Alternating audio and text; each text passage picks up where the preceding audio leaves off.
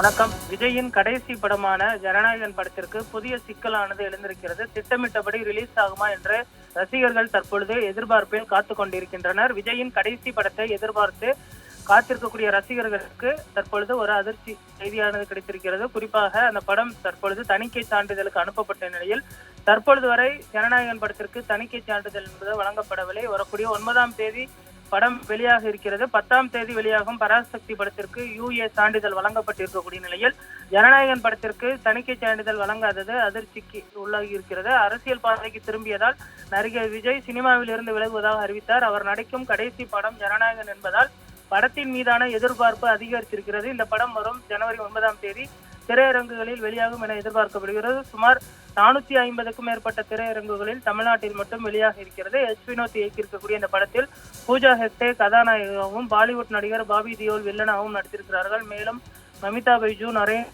பிரகாஷ் ராஜ் என பலர் நடித்திருக்கக்கூடிய இந்த படத்திற்கு அனிருத் இசையமைத்திருக்கிறார். கேவிஎன் புரொடக்ஷன் நிறுவனம் படத்தை தயாரித்திருக்கிறது.